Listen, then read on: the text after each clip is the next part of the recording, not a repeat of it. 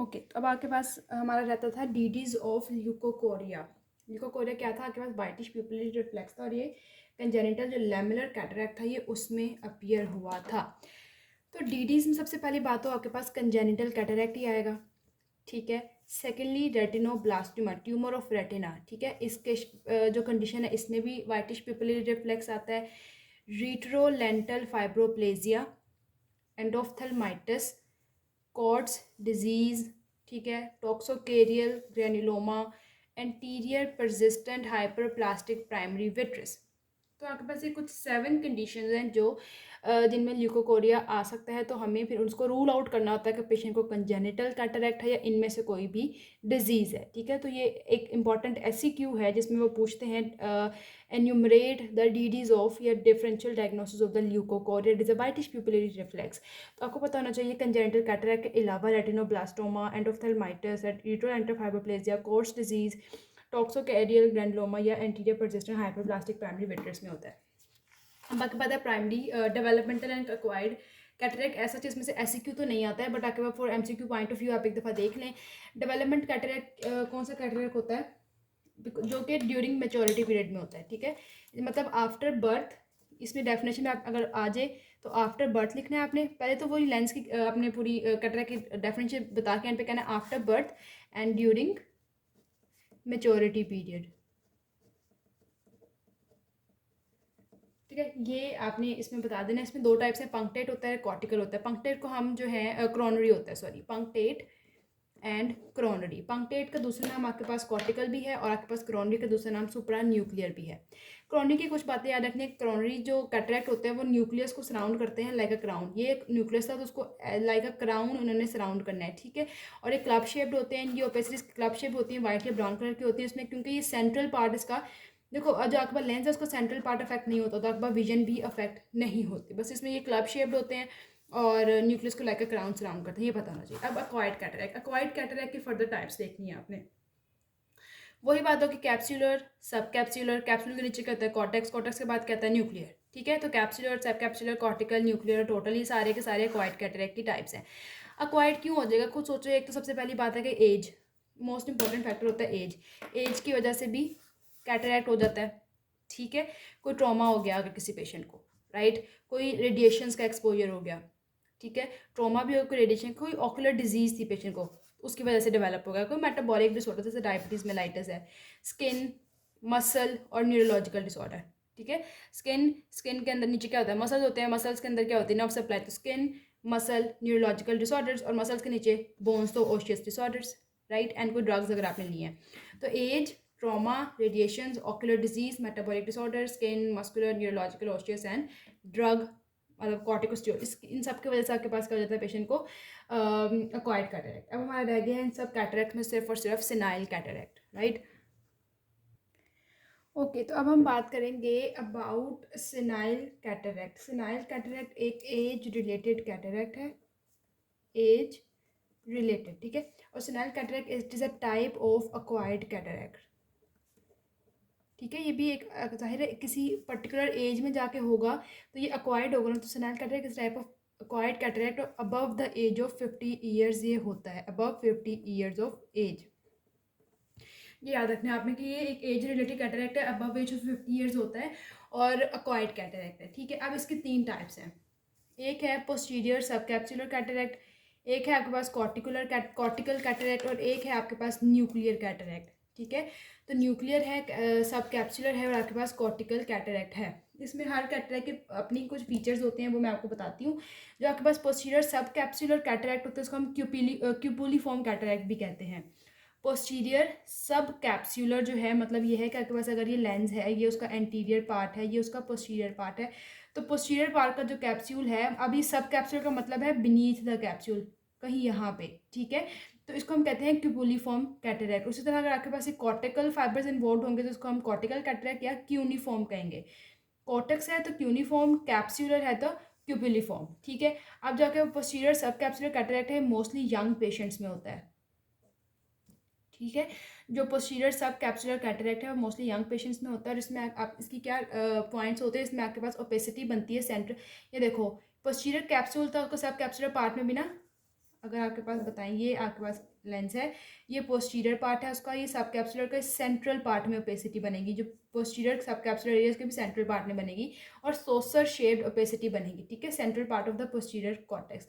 कौन कौन सी शेप है? सोसर शेप्ड ओपेसिटी है आपके पास। और जब क्योंकि आपके पास सेंट्रल पार्ट में है तो लाइट आगे जब नहीं जाएगी तो ग्रॉस रिडक्शन ऑफ विजन होगी, वो भी पर्टिकुलरली डे टाइम में ज़्यादा होगी, क्योंकि डे टाइम में तो पीपल कॉन्स्ट्रक्ट करता है, तो उस कॉन्स्ट्रक्ट करेगा तो ज़्यादा से ज़्यादा लाइट सेंट्रल पार्ट से गुजरेगी, और जब सेंट्रल पार्ट में ही ओपेसिटी है तो फिर सुबह टाइम बिल्कुल ही नज़र आना बंद हो जाएगा। तो ग्रॉस रिडक्शन ऑफ विजन है आपके पास, प्लस सोसर शेप ऑफ ओपेसिटी है जो कि सेंट्रल पार्ट में, और इसको हम पोस्टीरियर सब कैप्सुलर कैटरैक्ट कहते हैं, और ये मोस्टली यंग पेशेंट्स में होता है, ठीक है। देन आपके पास आता है कॉर्टिकल कैटरैक्ट। जो आपके पास कॉर्टिकल कैटरैक्ट है, इसकी पैथोजेनेसिस में सबसे पहले क्या होता है, इसके आगे फर्दर 5 स्टेजेस हैं।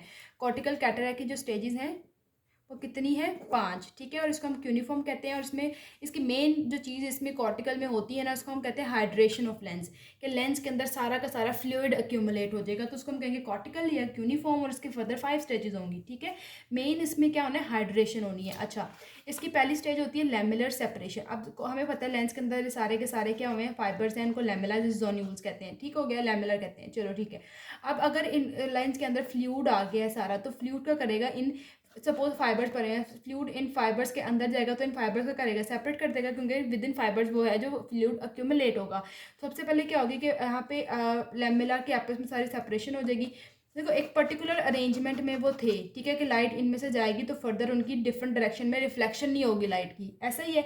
लेकिन अगर फ्लूइड अक्यूमुलेट हो गया है तो लेंस के फाइबर्स की सारी डायरेक्शन चेंज हो जाएगी। जब डायरेक्शन चेंज होगी तो लाइट डिफरेंट डायरेक्शंस में रिफ्लेक्ट करेगी, रिफ्लेक्ट करने की वजह से क्या होगा? ग्लेयर प्रोड्यूस होगा।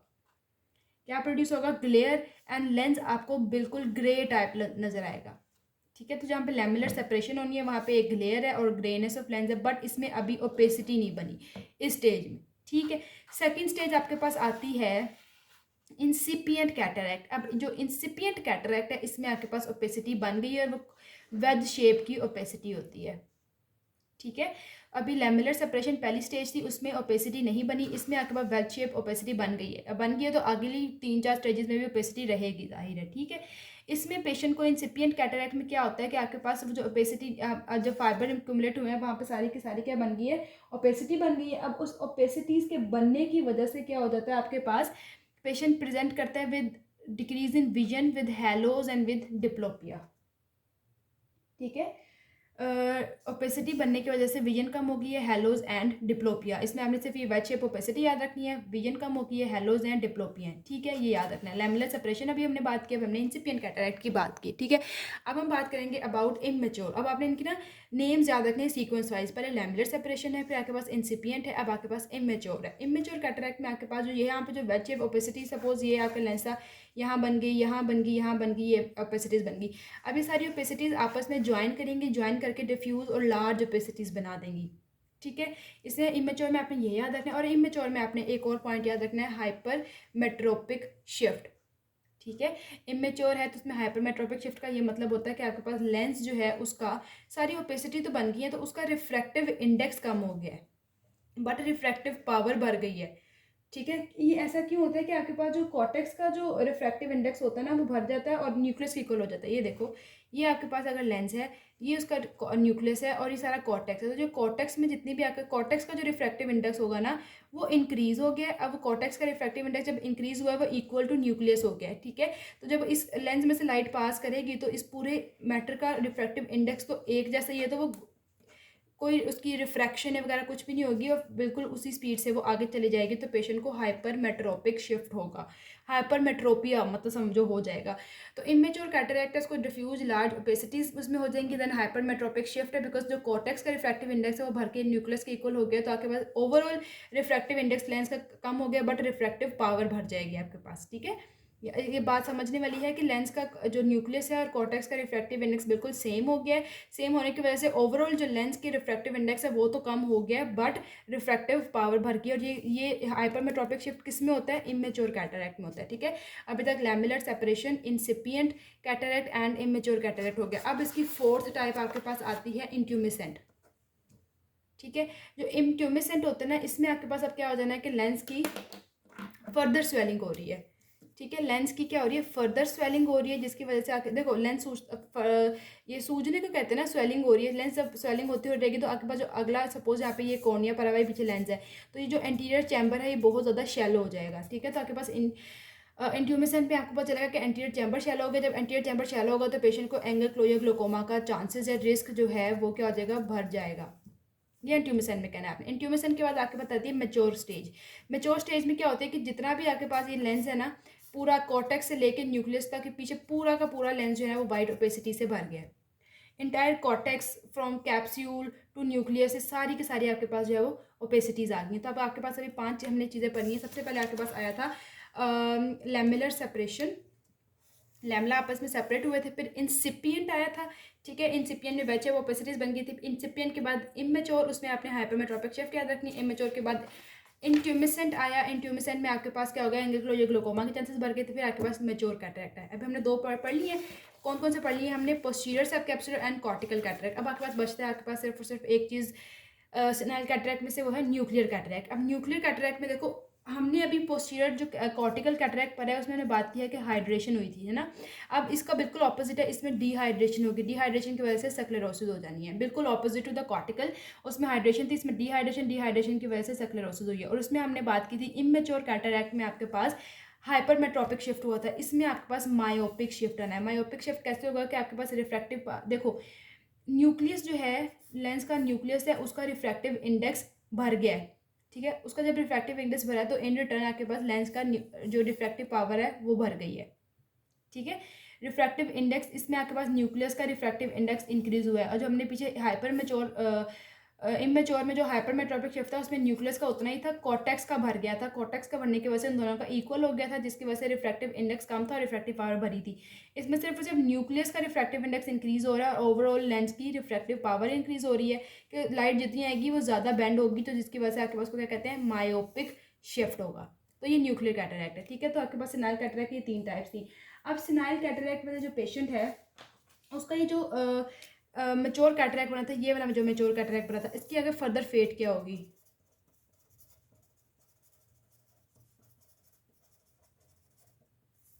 आपको क्वेश्चन आ सकता है what is the fate of the mature cataract. Mature cataract की फेट ये होती है कि आगे जाकर ये हाइपर मेच्योर हो सकता है। मेच्योर है ना, तो मेच्योर के बाद हाइपर मेच्योर हो सकता है। मोगैग्नियन कैटरैक्ट या लेंस सब लग्जेट कर सकता है। ठीक है, अब आपने ये याद रखना है कि जो आपका जो हाइपर मेच्योर कैटरैक्ट है ना, उसमें आपके पास क्या होता है, लेंस में एक पल्टेशियस मैस बन जाता है। ये पल्टेशियस मैस का वर्ड आपने ज़रूर लिखना है। ठीक है, लेंस में जो हाइपर मेच्योर है उसमें एक पल्टेशियस मैस बन जाता है। ठीक है, अब इसमें होता बेसिकली ये है कि आपके पास जो होते हैं ना कॉर्टिकल फाइबर सारे ओपेक हुए हैं ना, ओपेक होने की वजह से उन्होंने सबसे पहली बात तो पल्टेशियस मैस बना दी है। अब जो होते हैं ना कि वहाँ पे जो प्रोटीन्स हैं, जो डिसइंटीग्रेटेड प्रोटीन्स हैं, वो लेंस के कैप्सूल से निकलती हैं और बाहर जाती हैं। जब लेंस के देखो आपके पास लेंस के अंदर सारी प्रोटीन्स हैं, वो लेंस के कैप्सूल से निकल के लीक होकर बाहर जाएंगे, इसको हम कहते हैं फेकोलिटिक। क्योंकि लेंस का कैसे समझो, वहाँ से लाइसिस हुई है तो प्रोटीन बाहर निकली है, इसको हम कहते हैं फेकोलिटिक ग्लोकोमा। ठीक है, ओके, अब कैप्सूल ये आपके पास हाइपर मेच्योर में होना, सबसे पहले एक पल्टेशियस मैस बनना है और प्रोटीन्स लीक होंगी तो आपके पास फेकोलिटिक ग्लोकोमा होगा। तो अगर आपके पास ये चीज़ लिखने को आएगा तो आपने इन 2 चीज़ों को डिस्क्राइब कर देना है, पल्टेशियस मैस एंड फेकोलिटिक ग्लोकोमा। अब मोगैग्नियन में क्या होता है, अब जो इस पल्टेशियस मैस है ना, इस पल्टेशियस मैस की लिक्विफैक्शन हो जानी है। जब इसकी लिक्विफैक्शन होगी और क्योंकि इम्बाइबेशन होती है ना वाटर की, मैस बना हुआ वहाँ पे उस मैस की सारी जो है ना वो लिक्विफैक्शन होगी। लिक्विफैक्शन होगी तो हम कहते हैं ये इट इज़ अ मोरगैग्नियन कैटरैक्ट। ठीक है, अब मुझे मोरगैग्नियन कैटरैक्ट है, अब देखो इसमें आपके पास सारे फाइबर्स थे और आपके पास अंदर पानी भी आ गया, तो आपके पास जो न्यूक्लियस होगा ना वो बॉटम ऑफ लेंस में चला जाएगा। ठीक है, जब वो बॉटम ऑफ लेंस में जाएगा ना उसको हम कहते हैं सनसेट साइन है। ठीक है, ये चीज़ आपने याद रखनी है। आपके पास जो आपके पास हाइपर में जो होता है पल्टेशियस में फेकोलिटिक ग्लोकोमा और मोरगैग्नियन में लिक्विफैक्शन हुई है, न्यूक्लियस बॉटम में चला गया तो आपके पास एक सनसेट साइन आएगा। देन आपके पास सिंपली कि वो सब एग्जेट कर जाएगा। ठीक है, विट्रस कैविटी में जाएगा या एंटीरियर चैम्बर में चला जाएगा, जहाँ भी जा रहा है। अब रह गया इसकी क्लिनिकल फीचर्स और इसके डायग्नोसिस वगैरह, वो हम नेक्स्ट वीडियो में करते हैं।